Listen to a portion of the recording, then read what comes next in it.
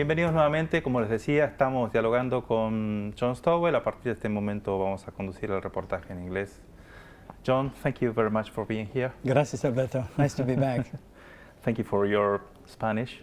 Más o menos. 5 palabras. But you've been coming here to Argentina for 10 years in a row now? Yeah, thanks to you in Santa Rosa, sí.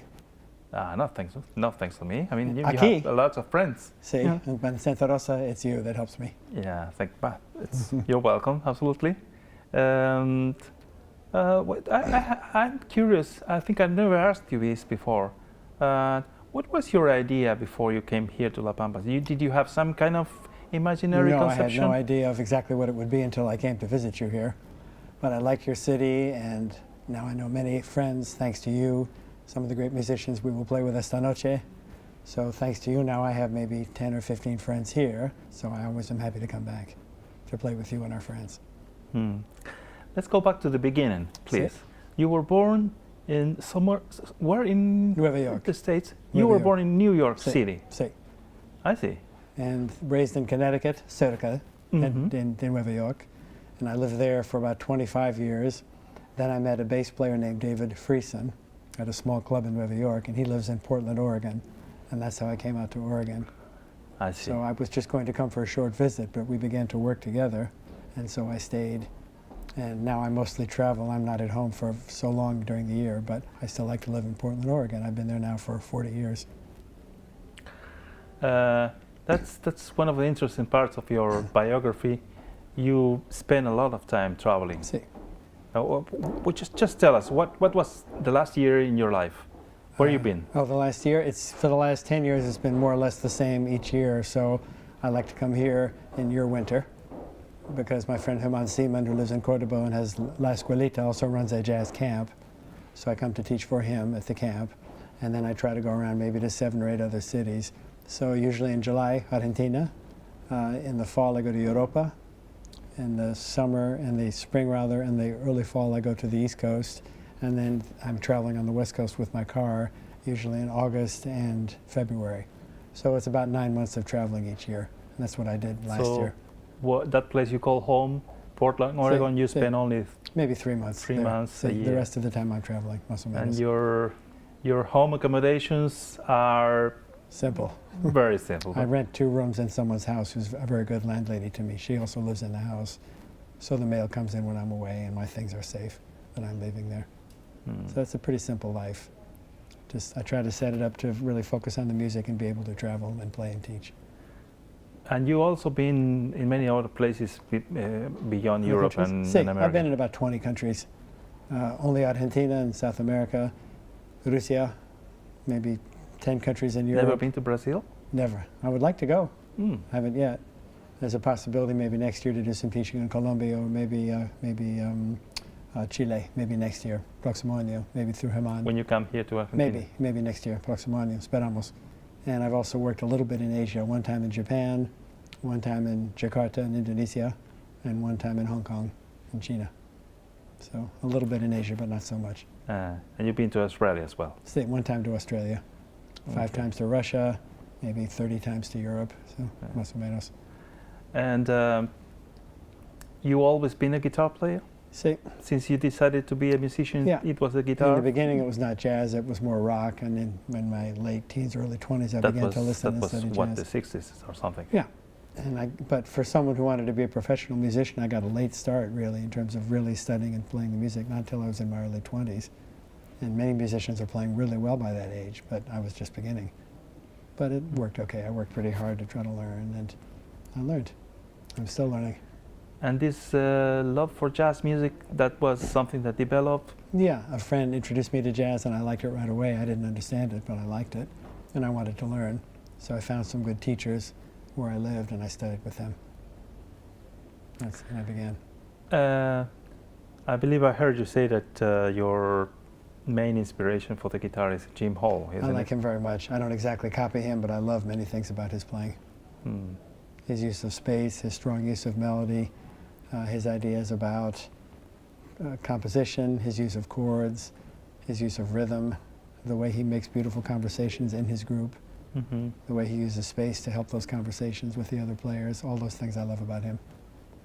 But I also heard you say that you get your inspiration not only from guitar players, but also from piano, other musicians. Yeah, from piano players as far as the sounds of the chords and the rhythmic way that piano players accompany people, from horn players for how to breathe and use space in the playing.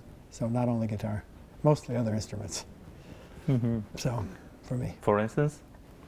Oh, on the piano, Bill Evans, Herbie Hancock. Saxophone, Sonny Rollins, Wayne Shorter, Cannonball Adderley. These are some of my favorites. So, all great. Many other good ones. Yeah. And when you, the usual concert by John Stowell would be a concert mainly made of standard material, just material? Not mainly, sometimes. I mean, tonight we will do some standards, but I also like to play some original music, depending on the group. There's some groups where I play mostly original music. A couple of groups that I've had for a while on the West Coast. Sometimes it's solo, sometimes it's duo or trio. Tonight is a larger group when we play. Usually the largest group is 4 or 5 pieces only. Sometimes I'm with a big band, but not so often. Mostly smaller group. And what about your composing? I have not so many songs. Maybe I'll play one of those today for the audience for the show. But where would that come from? I really couldn't tell you. I mean, the compositions seem to come from ideas about comping and accompaniment, because I'm thinking a little like chord melody when I'm comping for people. So but if you have to choose one composer who is close to the thing that you do, someone told me actually that Leo Brouwer from Cuba. Leo Brouwer? Yeah, although I haven't studied him, but I think maybe we have some similar influences because some friends have said. And he's also a guitar player. He's a guitarist and a great composer, but I don't have the classical discipline that he has at all. I've never studied him, and I've never studied classical music, but I've listened to it for 50 years. So maybe some small part of that has somehow come into my playing. But I've heard a little of his compositions, and I think they're great. And a few friends have said it sounds a little like Brouwer, but I think that's just a happy coincidence. It was nothing that I've studied. So. It would be fair to say that maybe some Wayne Shorter is over there? Yeah, I think Wayne Shorter is a great composer, and I like to play some of his songs. You too. So, yeah, I love his writing. Maybe I've listened to him for many years, so maybe some part of him is in me. Maybe. It's possible. This is I shouldn't be doing this, but some people would like to know the list of people you played with, which is a very long one. Yeah, mostly not famous people, but I have played maybe 1 or 2 concerts or short tours with some famous people. So the famous ones would be 1 gig with Milt Jackson, 1 gig only, great vibes player with Modern Jazz Quartet. 1 tour with Lionel Hampton, who was one of the first people to play Jazz on the Vibes. I've done a little bit of recording with Dave Liebman, who's a well-known saxophonist who's come to Argentina. Yeah. He played with Miles Davis, Elvin Jones, and now many years with his own groups. With a few famous guitar players, 1 gig with Mundell Lowe, who's now 95 years old and still plays well. Who else is famous? Robin Trower. No. Excuse me, Ralph Towner. Ralph Towner on 1 recording, no gigs. Paul Horn and I have done some playing, who's a great flutist and saxophonist. Other famous people. Larry Coryell?